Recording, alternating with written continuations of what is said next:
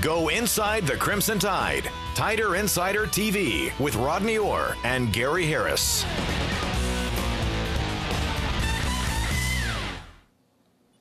Well, by now you know about the devastation left in Tuscaloosa and all over Alabama, for that matter, by last Wednesday's tornadoes.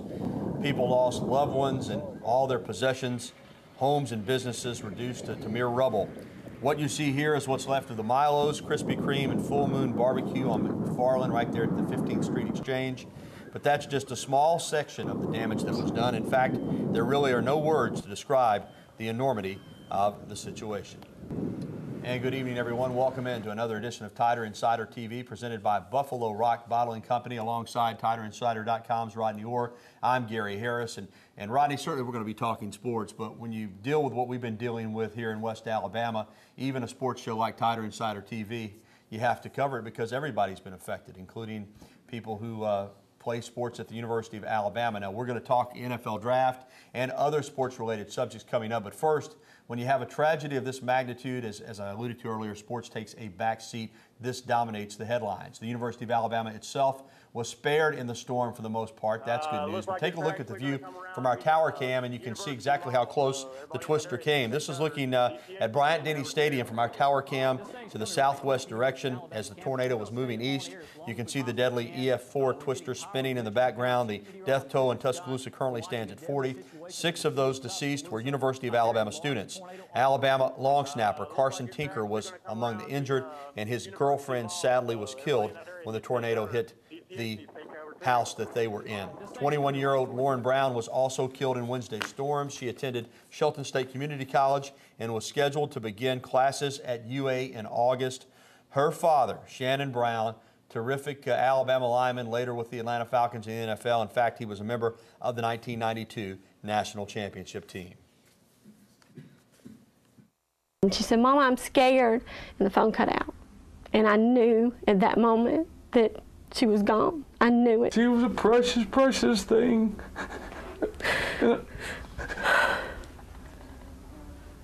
Words just cannot describe it. I'm so sorry.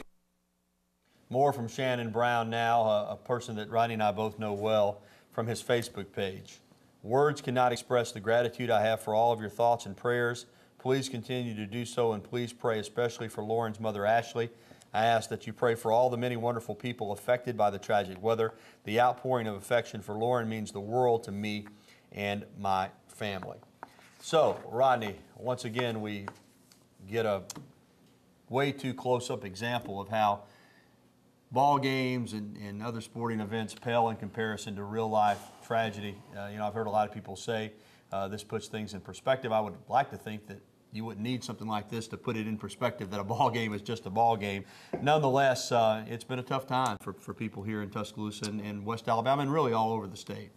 Yeah, I mean, you know, what can you really add, Gary? You saw it all right there. I mean, you know, what a quote from Shannon Brown. And, you know, what a difficult time. I know, talking to a lot of former players who played here at the time when Shannon Brown was here, they were very touched by this whole ordeal, from the fact that, you know, his daughter was just a little girl. When he played here, he was in school. He was one of the few players with a child, and I know, you know, that really touched the former players.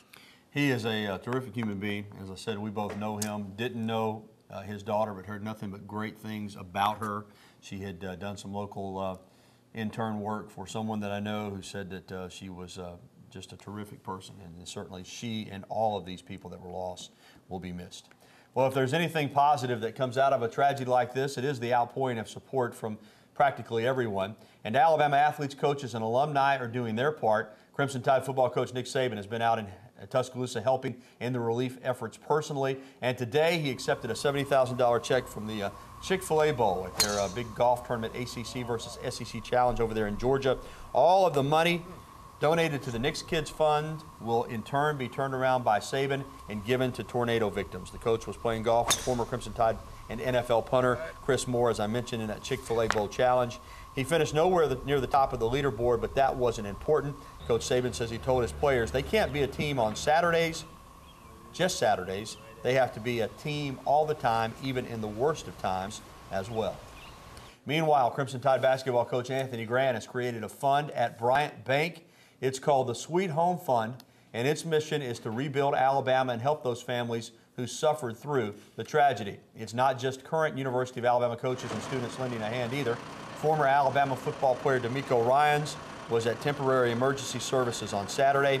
Ryans, in association with his foundation, dropped off a huge rental truck full of supplies, including Powerades, diapers, food, paper towels, and more to help the victims of the tornado that took so much from the town that he loves. He spent 4 great years here at Alabama. Ryan says it's all about helping his Tuscaloosa family. It's about helping out those who are in need, those who are less fortunate at this time. It's all about helping those people out. It's not about me, not about anyone else, but it's about anyone, anywhere right now that can lend a helping hand. That's what it's about right now. And Bama softball coach Pat Murphy also doing his part. He donated his time this past weekend because the Alabama-Kentucky softball series slated for Rhodes Stadium was understandably canceled. Murphy says when the storm hit, softball and sports, as much as he loves them, had to take a back seat to what the community needed. We just wanted to send our condolences and sympathy to everyone that was affected by the tornado recently. For us, this community means so much. And we decided that this wasn't the right time to play. I think there's a lot more important things than softball at this time. And again, we wish everybody the best, and we appreciate everybody's support of Alabama softball this year, because we could not have done what we did this year at home without the best fans in the country. Now is our time to support all the people that lost a loved one, lost a house, anyone that was affected in this terrible storm. And it's, we want to support the people that have supported us for many years, and this is the time to do that. And Rodney, I think what you see with these coaches, players, former players, is that as fans and people that cover sports at the University of Alabama, we see them in their role as sports figures or even celebrities, if you will, but they're also citizens of this community. And I think that's what came out of this tragedy, was the humanity that these coaches, athletes, pro athletes feel for the people here in Alabama. Well, you talk about them being citizens of the community, Gary. Take football, for instance, and Nick Saban has recruited a lot of guys, highly recruited guys, from not in this area. They really don't have a tie to the state of Alabama or even the city of Tuscaloosa, other than they chose to go to school here. Had an opportunity to talk to a lot of the younger players, some of the freshmen and sophomores, their parents from out of state, and they talked about, what a bond this has built with the community, with their sons and their families as well. They feel like this is their hometown now. So, I mean, this type of tragedy has created this type of bond with these young kids. Yeah, how many times have we heard it talking to players, former players that weren't from this area, Shad Williams and many others, that say, hey, some of the best years of my life I spent right there in Tuscaloosa at the University of Alabama campus. They say that in unison, and have an opportunity to come back and help has been big for a lot of them. All right, we're going to take a timeout. When we come back, we'll talk NFL draft. We'll take your phone calls and much more. Tider Insider TV. It's certainly a special edition on the heels of this tornado, but we're going to get into more of a sports mode when we come back. But as we go to break here, if you want to make a donation to the relief and cleanup efforts for the city of Tuscaloosa has established a website for monetary donations at www.givetuscaloosa.com or call 205-758-7588 for more information. Anything you can give will certainly be appreciated as Tuscaloosa and other towns all over Alabama try to rebuild from this tornado tragedy. We'll be right back.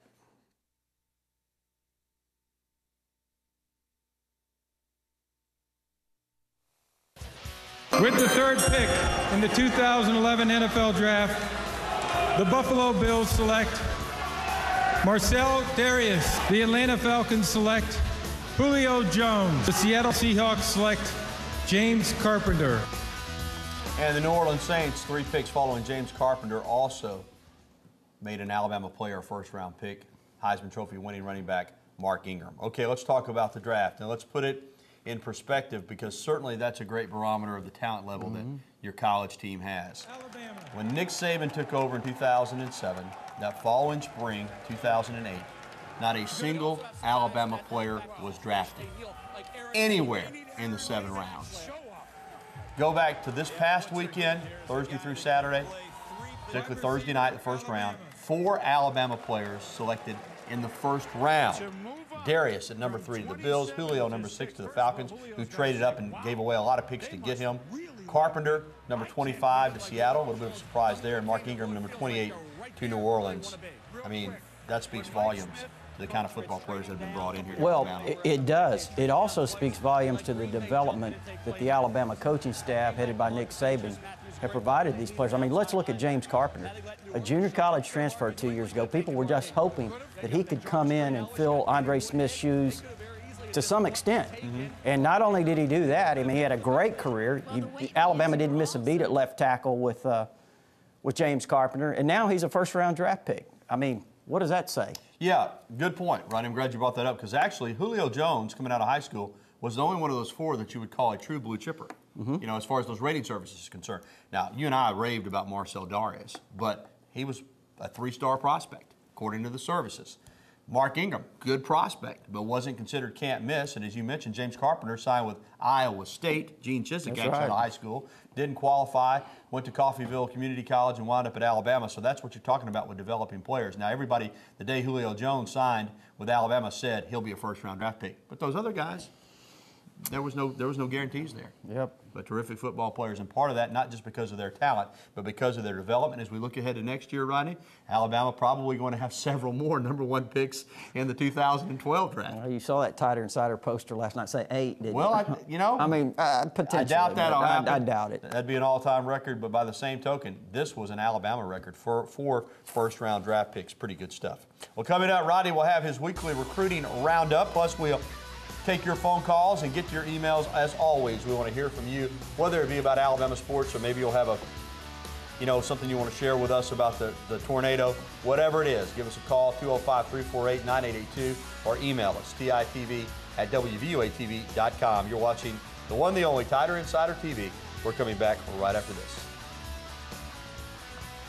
We'll be taking phone calls later on in this segment, so give us a call now to get online, 205-348-WVUA. That's 348-9882, or you can email us as well, TITV@WVUATV.com. Back with Rodney Orr, and it's time to talk recruiting. We have a weekly recruiting update for you every single week here on the program.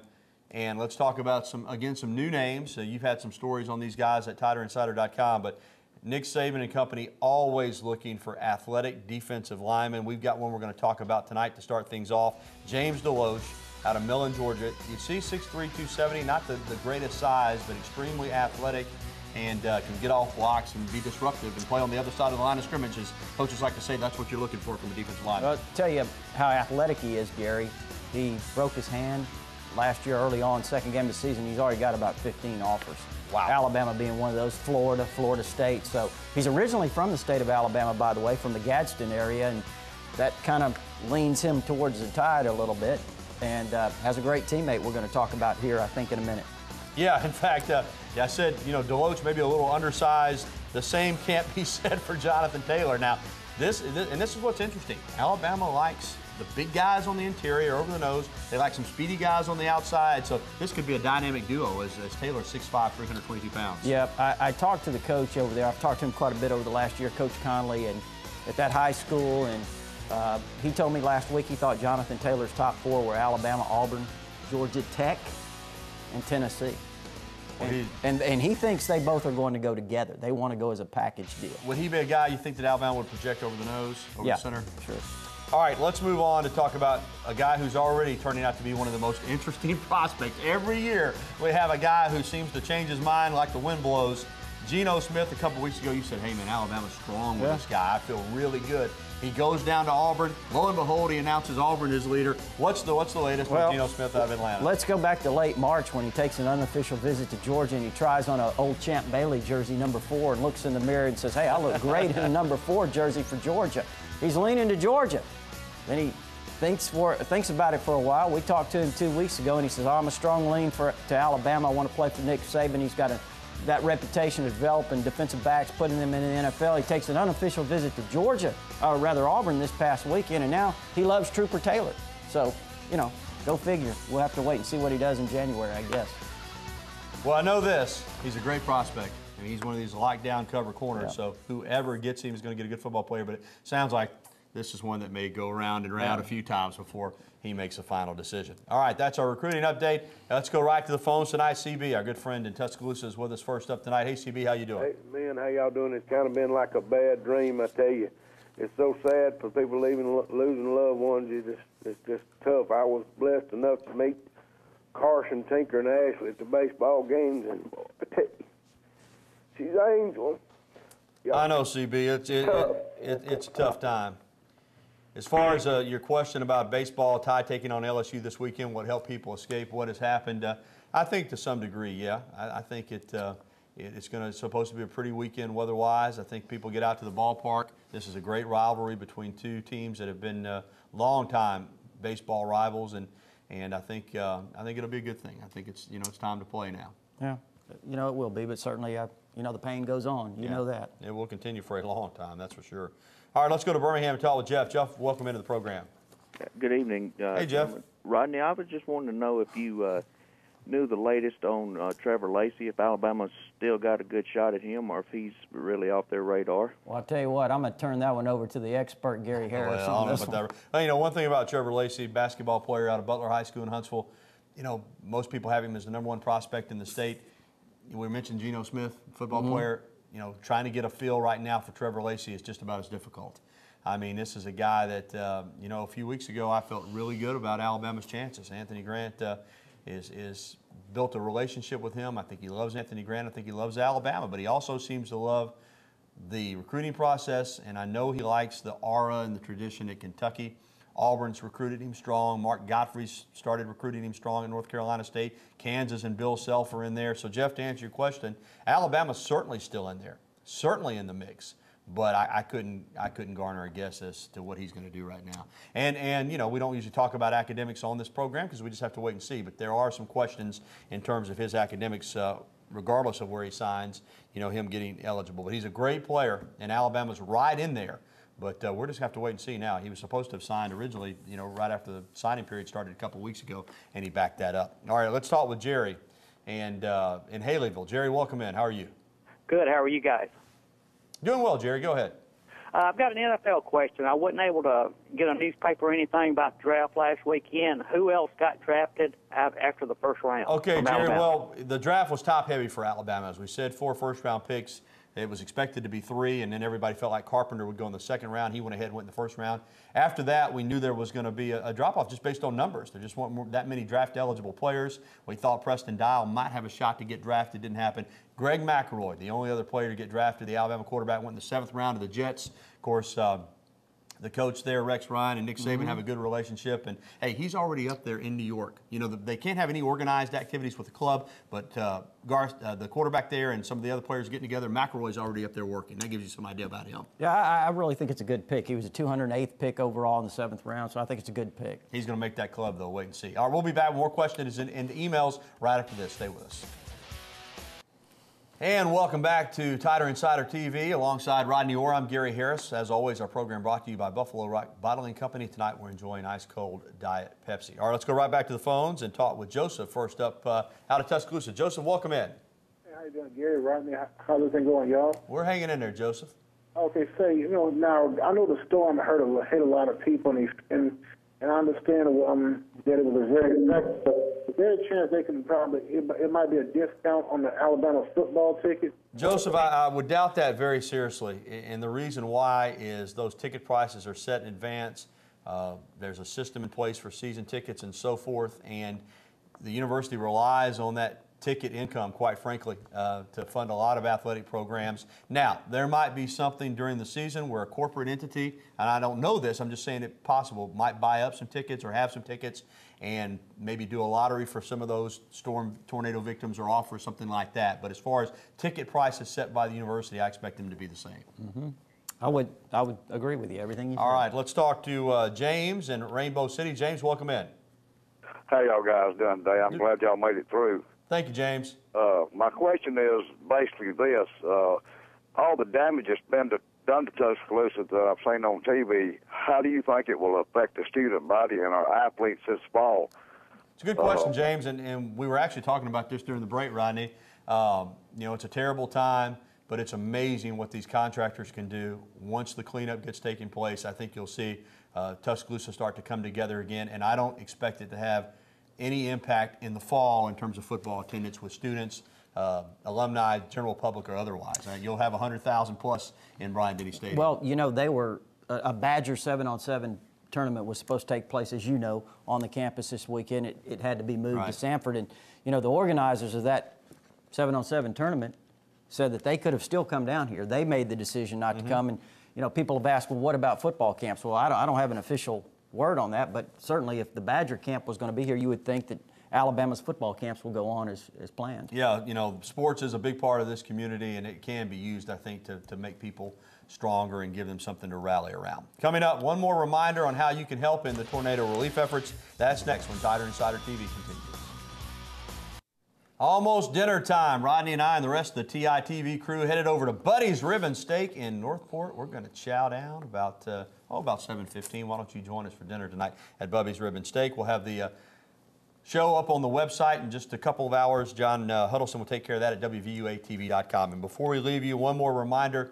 If you'd like to make a donation to the relief and cleanup efforts for the city of Tuscaloosa, the city has established a website for monetary donations at www.givetuscaloosa.com or call 205-758-7588 for more information. For Rodney Orr, I'm Gary Harris. Thanks for watching. Good night.